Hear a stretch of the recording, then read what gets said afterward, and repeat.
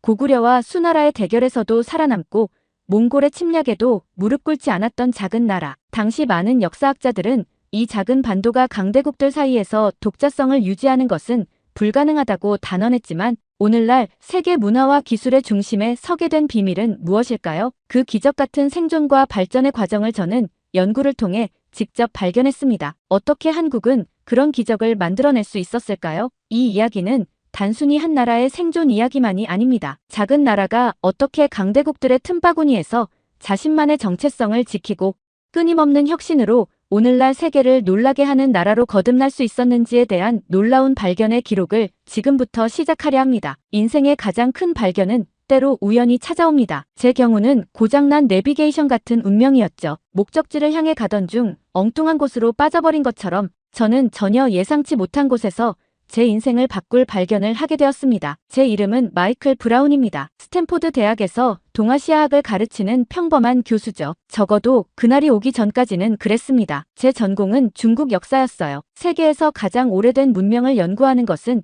언제나 매력적이었으니까요. 하지만 운명이란 건 참 예측할 수 없는 것 같습니다. 2023년 가을, 저는 교토에서 열리는 동아시아 고대 문명 국제학술대회에 참석하기 위해 공항으로 향했어요. 비행기 탑승을 앞두고 있을 때였습니다. 갑작스러운 태풍 소식이 들려왔죠. 일본 전역에 강한 태풍이 온다는 예보에 모든 항공편이 결항되었습니다. 브라운 교수님, 죄송하지만 인천을 경유하는 항공편으로 변경해드려야 할 것 같습니다. 항공사 직원의 말에 저는 잠시 망설였어요. 한국을 경유한다는 건 예정에 없던 일이었죠. 하지만 달리 선택의 여지가 없었습니다. 그렇게 저는 인천국제공항으로 향하는 비행기에 올랐어요. 당시만 해도 이 우연한 경로 변경이 제 인생을 완전히 바꿔놓을 거라곤 상상도 못했습니다. 인천공항에 도착한 건 늦은 저녁이었어요. 다음 항공편까지 12시간의 대기 시간이 생겼더군요. 넓은 공항을 이리저리 거닐다 작은 서점을 발견했습니다. 시간을 때우기 위해 들어간 그곳에서 운명은 저를 기다리고 있었나 봅니다. 서점 구석, 군사 역사 코너에 꽂혀있던 한 권의 책이 제 시선을 사로잡았어요. 고대 동아시아의 무기 발전사라는 제목의 영문 서적이었죠. 평소 군사 역사에도 관심이 많았던 저는 무심코 책을 집어들었습니다. 책을 펼치자마자 제 눈을 사로잡은 건 고구려의 강궁이라는 챕터였어요. 처음에는 그저 호기심으로 읽기 시작했습니다. 하지만 페이지를 넘길수록 이상한 느낌이 들었죠. 뭔가 이상했어요. 제가 알고 있던 역사와는 너무 달랐거든요. 고구려의 강궁은 당시 세계 최고의 성능을 자랑했다. 특히 사거리와 관통력에서 중국의 어떤 무기보다 우수했으며 저는 그 자리에 얼어붙었습니다. 중국 역사를 전공한 사람으로서 이런 기록은 처음 보는 것이었어요. 더구나 이건 단순한 주장이 아니었죠. 책에는 구체적인 고고학적 증거와 문헌 기록들이 빼곡히 적혀 있었습니다. 이게 말이 되나? 저도 모르게 중얼거렸어요. 고구려라는 나라, 물론 들어본 적은 있었습니다. 하지만 대부분의 서양 학자들처럼 저 역시 그저 중국 주변의 작은 국가 중 하나로만 알고 있었죠. 그런데 이 책은 완전히 다른 이야기를 하고 있었어요. 호기심이 걷잡을 수 없이 커졌습니다. 서점 한 구석에 앉아 책을 정독하기 시작했죠. 시간이 얼마나 흘렀는지도 모른 채 저는 책에 푹 빠져들었어요. 고구려의 강궁은 단순한 무기가 아니었습니다. 그것은 작은 나라가 강대국과 맞서기 위해 개발한 혁신적인 기술이었죠. 특히 놀라웠던 건 이 무기의 제작 과정이었어요. 고구려인들은 자신들의 지형적 한계를 역으로 이용했더군요. 험한 산악 지형에서 자라는 특별한 나무를 활용해 더 강력한 활을 만들어냈다는 겁니다. 약점을 강점으로 바꾼 거죠. 선생님, 서점 문을 닫아야 할 시간입니다. 직원의 말에 고개를 들어보니 어느새 새벽 1시가 되어 있었어요. 서둘러 책을 구매했습니다. 다음 비행기까지 아직 시간이 남아 있었지만 더 이상 교토 학회 같은 건 머릿속에 없었어요. 공항 라운지에 앉아 책을 계속 읽어나갔죠. 새벽이 되어서야 책을 다 읽었지만 제 호기심은 오히려 더 커져만 갔습니다. 이건 제가 알던 동아시아 역사와는 전혀 다른 이야기였어요. 강대국 사이에서 살아남은 작은 나라. 그것도 단순히 운으로가 아니라 치밀한 전략과 끊임없는 혁신으로 말이죠. 그때 휴대폰이 울렸습니다. 교토 학회 관계자였어요. 브라운 교수님, 태풍이 예상보다 오래 지속될 것 같습니다. 학회 일정을 다음 주로 연기하기로 했어요. 순간 머릿속에서 뭔가가 반짝였습니다. 이건 기회였죠. 죄송하지만 저는 이번 학회에 불참하도록 하겠습니다. 대신 제 부교수를 보내드리도록 하겠습니다. 갑자기 한국에서 일이 생겨 며칠 더 머물려고 합니다. 마침 이번 학회 일정은 제가 주요 연설자가 아닌 차례이니 부교수에게 내용 잘 전달해 일정에 차질 없도록 참석하겠습니다. 전화를 끊자마자 노트북을 켜고 한국의 박물관들을 검색하기 시작했습니다. 고구려의 유물들이 있는 곳, 특히 무기와 관련된 전시물이 있는 곳을 찾았죠. 그리고 호텔 예약을 변경하고 한국 체류 일정을 계획했어요. 이미 제 몸은 한국을 향하고 있었으며 역사학자로서의 직감을 믿어보기로 한 것이죠. 당시 저는 몰랐습니다. 이 한국이라는 나라가 제가 알던 것보다 훨씬 더 깊고 흥미로운 역사를 가지고 있다는 것도 말이죠. 그저 고장난 내비게이션처럼 우연히 들른 곳에서 저는 제 학문의 인생에서 가장 큰 발견을 시작하게 된 겁니다. 다음 날 아침, 저는 서울 국립중앙박물관으로 향했습니다. 택시에서 내려 박물관을 올려다보는데 왠지 모를 설렘이 가슴을 두근거리게 했어요. 마치 오래된 퍼즐의 첫 조각을 찾아 나서는 탐험가처럼 말이죠. 교수님, 고구려실은 이쪽입니다. 박물관 큐레이터 김민수 박사가 저를 안내했습니다. K대 백 교수를 통해 급하게 연락했는데도 반갑게 맞아주어서 다행이었죠. 그는 제가 찾는 유물들에 대해 상세히 알고 있었어요. 브라운 교수님, 여기 보시면 김 박사가 가리킨 유리 케이스 안에는 활한 자루가 놓여 있었습니다. 시간의 흔적이 고스란히 묻어있는 유물이었죠. 하지만 그 모습에서도 당당한 위엄이 느껴졌어요. 이건 평양 인근에서 발굴된 고구려 강궁의 잔해입니다. 완전한 형태는 아니지만 구조를 연구하기에는 충분하죠. 저는 유리 케이스 앞에 쪼그리고 앉아 자세히 살펴보았습니다. 책에서 봤던 내용이 하나둘씩 현실로 다가왔어요. 특히 활의 곡선이 눈에 띄었습니다. 일반적인 활과는 분명히 달랐어요. 이 곡선이 특별해 보이시죠? 고구려인들은 활의 탄성을 극대화하기 위해 독특한 제작 방법을 사용했습니다. 여러 층의 나무를 겹치고 그 사이에 동물의 힘줄을 넣어 강도를 높였죠. 김 박사의 설명을 들으며 저는 노트에 빠르게 메모를 해나갔습니다. 그런데 갑자기 이상한 점을 발견했어요. 잠깐만요. 이 제작 방식이 수나라의 공성 무기와 비슷한 것 같은데요. 김 박사가 미소를 지었습니다. 정확한 관찰이십니다. 고구려는 적의 기술도 과감히 받아들여 자신들의 것으로 발전시켰어요. 하지만 더 흥미로운 건 그 다음입니다. 다른 전시실로 가보시죠. 우리는 고구려의 성곽 모형이 있는 곳으로 이동했습니다. 그곳에는 안악궁과 장안성의 정교한 모형이 전시되어 있었어요. 보시다시피 고구려의 성은 산악 지형을 최대한 활용했습니다. 이건 단순한 방어시설이 아니라 하나의 거대한 군사 시스템이었죠. 성 위에서 강궁을 사용하면 그 위력이 배가 되었고요. 순간 제 머릿속에서 퍼즐 조각이 맞춰지기 시작했습니다. 고구려는 단순히 강한 무기를 만든 게 아니었어요. 그들은 자신들의 약점을 정확히 파악하고 이를 극복하기 위한 총체적인 시스템을 만들어낸 거였죠. 그런데 교수님, 혹시 안동 하회마을도 가보실 계획이신가요? 김 박사의 갑작스러운 질문에 저는 고개를 갸웃했습니다. 하회마을이요? 하지만 그건 조선시대에. 네, 맞습니다. 하지만 거기서 재미있는 것을 발견하실 수 있을 거예요. 고구려의 정신이 어떻게 이어져 왔는지 말이죠. 그의 제안을 받아들여 다음날 안동으로 향했습니다. 하회마을에 도착하자 먼저 눈에 들어온 건 마을을 감싸고 도는 낙동강이었어요. 강이 마을을 감싸하는 모습이 마치 성벽 같았죠. 이곳 사람들은 수백 년 동안 이 지형을 활용해 살아왔습니다. 현지 문화의 설사의 설명이 이어졌어요. 외적이 침입하면 강 건너로 피난을 가고 평화로울 때는 강을 통해 교역을 했죠. 자연을 거스르지 않고 활용하는 지혜랄까요? 그 말을 듣는 순간 또 다른 퍼즐 조각이 맞춰졌습니다. 고구려가 가졌던 것과 같은 지혜가 수백 년의 시간을 넘어 이곳에도 면면이 이어져 오고 있었던 거죠. 저녁이 되어 서울로 돌아오는 기차 안에서 저는 이틀간의 발견을 정리해보았습니다. 제가 본 것은 단순한 무기의 역사가 아니었어요. 그것은 생존을 위한 치열한 고민의 흔적이었고 약점을 강점으로 바꾸는 지혜였습니다. 호텔로 돌아와 노트북을 펼쳤어요. 이메일을 확인하니 교토학회 측에서 또다시 연락이 와 있었습니다. 하지만 이제는 제 관심이 완전히 다른 곳으로 향해 있었죠. 친애하는 김 박사님께 한국의 역사에 대해 상세히 보여주신 모든 것에 감사드립니다. 그런데 혹시 고려시대의 군사 기록도 살펴볼 수 있을까요? 특히 거란의 침입을 물리친 기록에 관심이 있습니다. 마이클 드림. 이메일을 보내고 침대에 누웠지만 좀처럼 잠이 오지 않았어요. 머릿속은 여전히 오늘 본 것들로 가득했습니다. 고구려의 강궁,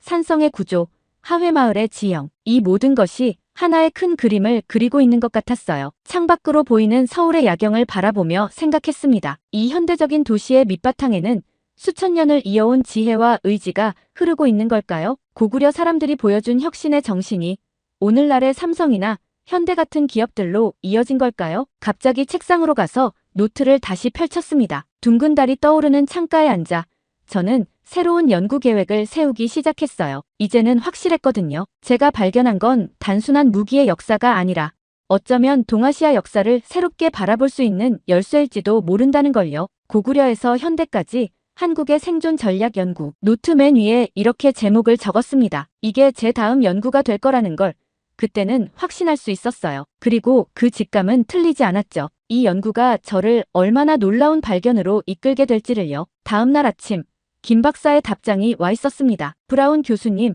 흥미로운 질문이네요. 고려 군사 기록을 보려면 개성 유적을 봐야 하는데 아쉽게도 현재는 북한 지역이라 접근이 어렵습니다. 대신 고려사 기록이 있는 규장각을 방문해 보시는 건 어떨까요? 서울대학교 규장각으로 향하는 차 안에서 저는 이상한 생각이 들었습니다. 고구려와 고려.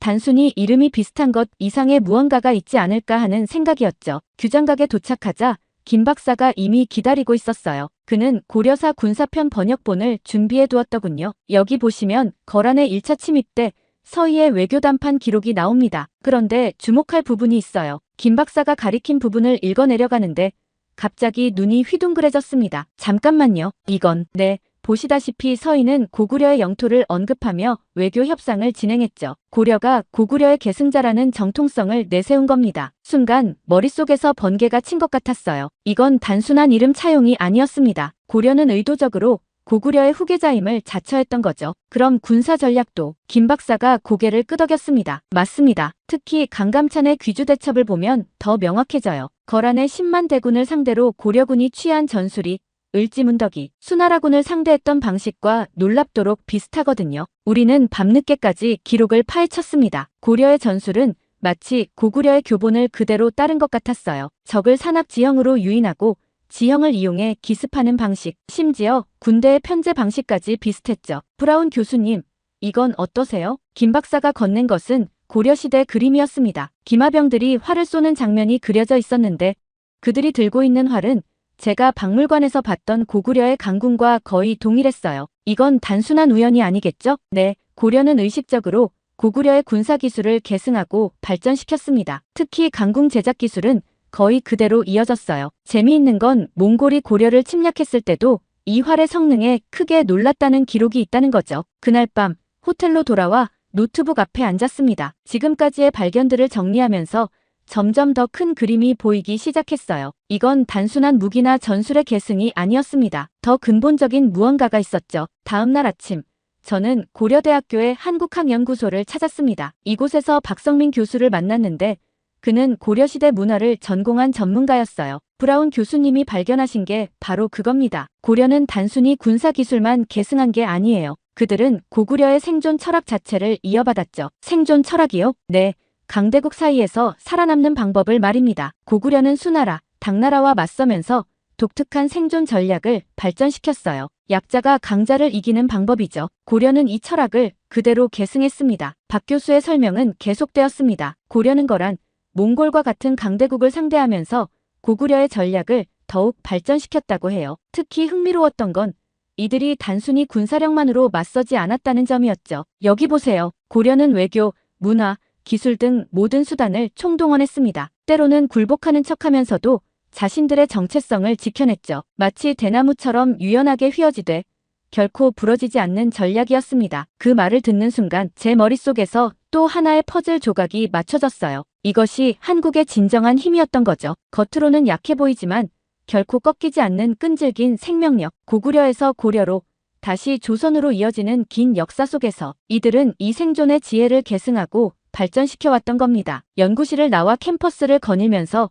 문득 현대의 한국이 떠올랐어요. 삼성이 애플과 경쟁하는 방식, 현대가 세계 자동차 시장에 도전하는 자세. 어쩌면 이것도 같은 맥락이 아닐까요? 강대국들 사이에서 살아남아야 했던 오랜 역사의 지혜가 현대적 형태로 재해석된 것은 아닐까 하는 생각이 들었습니다. 저는 호텔로 돌아와 새로운 연구 계획을 세웠어요. 이제는 분명했거든요. 제가 발견한 건 단순한 역사적 연결고리가 아니라 한 민족의 생존 DNA와도 같은 것이었으니까요. 다음은 조선시대를 살펴봐야겠다고 생각했습니다. 고구려와 고려의 이 지혜가 어떻게 조선으로 이어졌는지, 그리고 오늘날의 한국까지 어떻게 영향을 미쳤는지 말이죠. 아침 일찍 국립고궁박물관을 찾았습니다. 조선시대를 연구하기에 이보다 더 좋은 곳은 없을 거라고 김 박사가 추천해 주었거든요. 이곳에는 임진왜란과 병자호란 관련 유물들이 잘 보존되어 있었습니다. 브라운 교수님, 이쪽으로 오세요. 이번에는 박물관의 수석 큐레이터가 저를 안내해 주었어요. 그는 조선시대 외교관계를 전공한 전문가였습니다. 여기 보시는 것은 병자호란 당시의 항복 문서입니다. 하지만 이것만 보면 진실을 놓치게 됩니다. 이 박사는 유리 케이스 너머로 보이는 낡은 문서를 가리키며 말을 이었어요. 보통 사람들은 병자호란을 치욕적인 패배로만 기억하죠. 하지만 실제로는 굉장히 흥미로운 이야기가 숨어 있습니다. 교수님, 혹시 그 뒤에 어떤 일이 일어났는지 아세요? 저는 고개를 저었습니다. 이 박사의 눈이 반짝였어요. 청나라 황제는 조선 국왕을 동생이라고 불렀습니다. 다른 속국들과는 완전히 다른 대우였죠. 심지어 조선은 청나라의 감시 속에서도 명나라의 문화와 예법을 그대로 지켜나갔어요. 놀랍지 않나요? 정말 놀라웠습니다. 이건 제가 고구려와 고려에서 봤던 것과는 또 다른 차원의 지혜였어요. 그런데 더 흥미로운 건 임진왜란 때의 이야기입니다. 이 박사는 옆 전시실로 저를 안내했습니다. 그곳에는 이순신 장군의 유물들이 전시되어 있었어요. 노량의 전을 아시나요? 사실 그때는 일본군이 이미 철수를 결정한 상황이었어요. 하지만 이순신 장군은 그들을 그대로 두면 안 된다고 판단했죠. 결국 그 전투에서 장군은 전사했지만 일본은 다시는 조선을 넘보지 못했습니다. 순간 머릿속에서 무언가가 연결되는 느낌이 들었어요. 이건 제가 고구려에서 봤던 것과 정확히 같은 전략이었습니다. 을지문덕이 수나라군을 추격했던 것처럼요. 이순신 장군의 전략은 굉장히 흥미롭습니다. 이 박사가 계속해서 설명했어요. 단순히 적을 물리치는 것이 아니라 다시는 침략할 생각을 못하게 만드는 거죠. 이건 한반도의 오랜 전쟁 철학이었습니다. 우리는 박물관 카페에 앉아 대화를 이어갔습니다. 이 박사는 조선의 놀라운 생존 전략에 대해 더 많은 이야기를 들려주었어요. 조선은 약했을 때는 굴복하는 척하면서도 결코 자신들의 정체성은 잃지 않았어요. 청나라에 항복한 후에도 내부적으로는 더 강하게 문화적 정체성을 지켜나갔죠. 이것이 바로 조선의 힘이었습니다. 저는 그의 말을 들으며 계속 메모를 해나갔습니다. 이제 퍼즐이 맞춰지기 시작했어요. 고구려는 정면 승부로 승리했고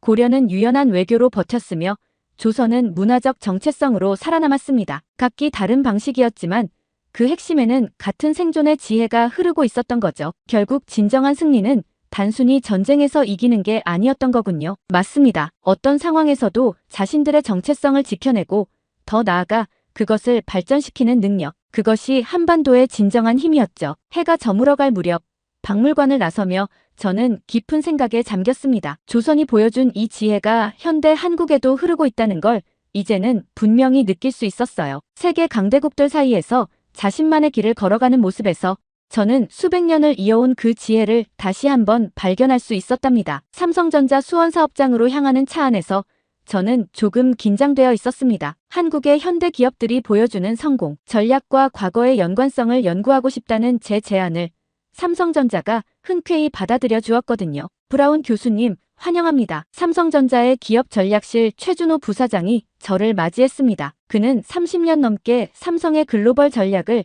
이끌어온 베테랑이었어요. 먼저 우리 기업 역사관부터 둘러보시죠. 교수님께서 관심 있어 하실 만한 이야기들이 많을 겁니다. 최준호 부사장은 어릴 때부터 역사광이었던 학생으로 특히 한국 역사에 대한 자부심과 자긍심이 투철한 사람이었죠. 한국을 대표하는 삼성전자에서 지금까지도 한국의 기술로 세계를 선도한다는 국가대표의 마인드를 가지고 있어 본인이 직접 미팅에 참여하겠다는 비하인드 스토리를 나중에서야 알게 되었어요. 역사관에 들어서자 1960년대 흑백 TV부터 최신 폴더블 스마트폰까지 삼성의 발자취가 한눈에 들어왔습니다. 하지만 최 부사장은 제가 예상하지 못한 곳에서 이야기를 시작했어요. 교수님, 1997년 IMF 외환위기 때의 이야기부터 해드리고 싶습니다. 최 부사장의 눈빛이 달라졌습니다. 당시 우리는 엄청난 위기에 직면했어요. 모두가 한국 기업들의 몰락을 예상했죠. 하지만 우리는 다른 선택을 했습니다. 전자제품의 재고를 모두 불태워버린 거예요. 재고를 불태웠다고요? 네,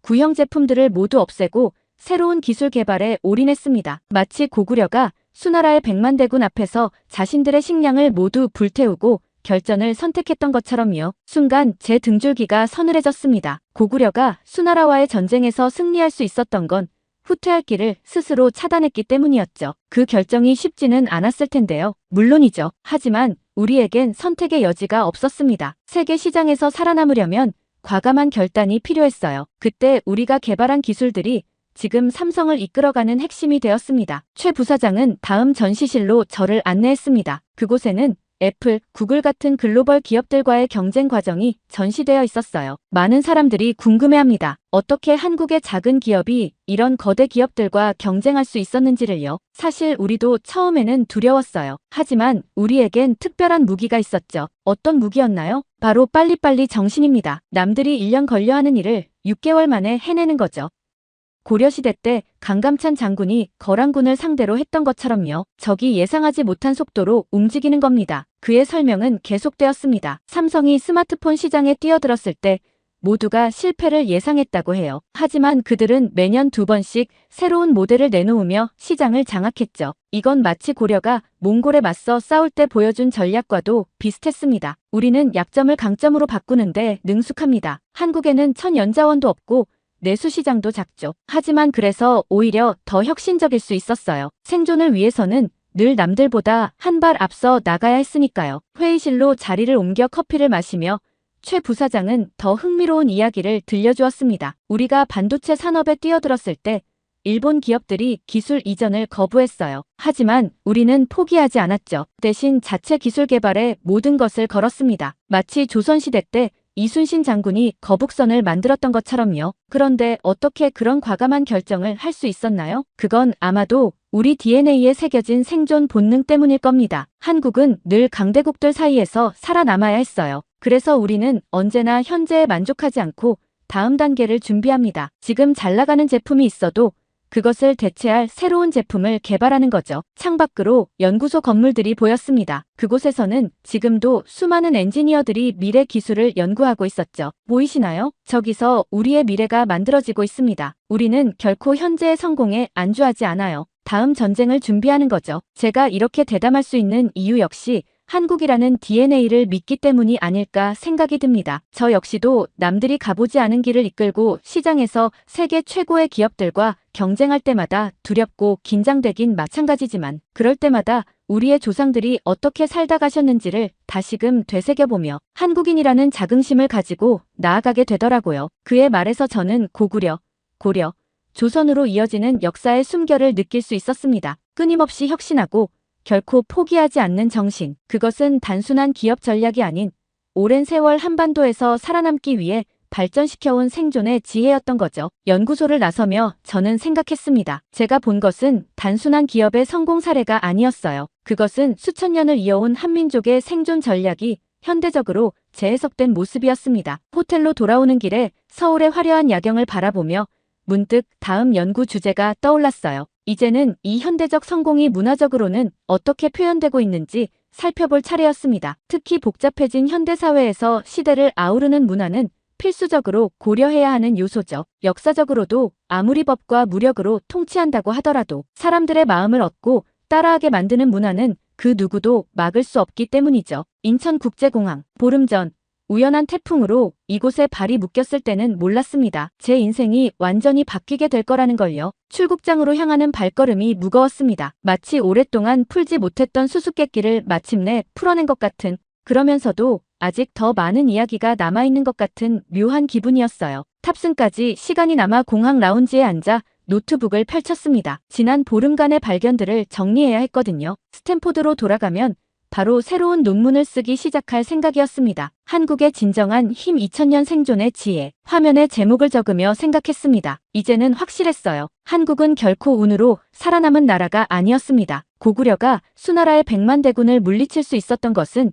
단순한 우연이 아니었어요. 그들은 자신들의 약점을 정확히 알고 있었고 그것을 극복하기 위해 완벽한 전략을 준비했습니다. 적은 병력이었지만 지형을 활용했고 최고의 무기를 개발했으며 결정적인 순간에는 후퇴할 길을 스스로 차단하며 승리를 쟁취했죠. 고려는 또 다른 지혜를 보여주었습니다. 거란, 몽골과 같은 강대국들 사이에서 그들은 유연한 외교와 강력한 저항을 절묘하게 조화시켰어요. 때로는 굽히고 때로는 맞서 싸우면서도 결코 자신들의 정체성은 잃지 않았습니다. 조선의 이야기는 더욱 놀라웠죠. 임진왜란에서 이순신 장군이 보여준 전략, 병자호란에서의 외교적 승리, 그들은 패배조차도 새로운 도약의 발판으로 삼았습니다. 화면에 손가락이 멈췄습니다. 문득 김서연 교수의 말이 떠올랐어요. 한국은 늘 불가능해 보이는 도전 앞에서 새로운 길을 찾아왔어요. 그게 우리의 DNA인지도 모르죠. 정말 그런 것 같았습니다. 현대의 한국을 보세요. 전쟁의 폐허 위에서 세계적인 경제 강국으로 성장했고 이제는 문화 강국으로 세계를 매료시키고 있잖아요. 제가 삼성전자에서 본 것은 고구려의 전략이 현대적으로 재해석된 모습이었습니다. 불가능해 보이는 도전 앞에서도 결코 물러서지 않는 정신, 철저한 준비와 과감한 실행력, 그들은 여전히 전사들이었어요. K-팝의 성공도 마찬가지였습니다.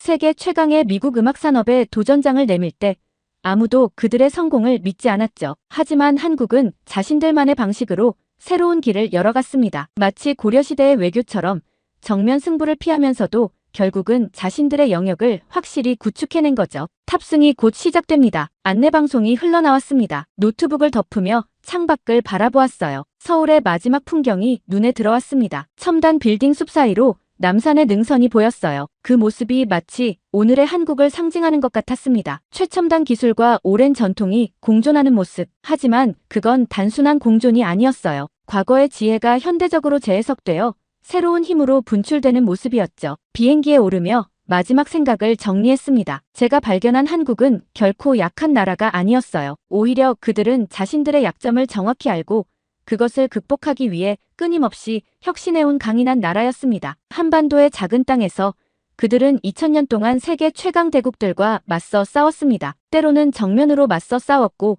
때로는 유연하게 대처했으며, 때로는 문화로 승부했습니다. 하지만 결코 포기하지 않았죠. 그리고 그 끈질긴 생존의 의지는 오늘날 세계를 놀라게 하는 혁신과 창조의 에너지가 되었습니다. 비행기가 이륙하며 창밖으로 한반도가 멀어져 갔습니다. 하지만 이제 저는 압니다. 이 작지만 강인한 나라가 앞으로도 계속해서 세상을 놀라게 할 거라는 걸요. 그들에겐 2000년의 지혜와 끝없는 도전 정신이 있으니까요. 레이디즈 언드 젠털루민, 웰컴 어보드. 기내 방송이 시작되었습니다. 저는 노트북을 다시 꺼내 들었어요. 아직 할 이야기가 많이 남아 있었거든요. 한국이 세상에 들려줄 이야기가, 그리고 제가 세상에 전해야 할 이야기가 말입니다. 오늘의 사연은 여기까지인데요. 미국 스탠포드 대학 마이클 브라운 교수님의 사연 감사하며 다른 사연으로 찾아뵙겠습니다. 시청해주셔서 감사합니다.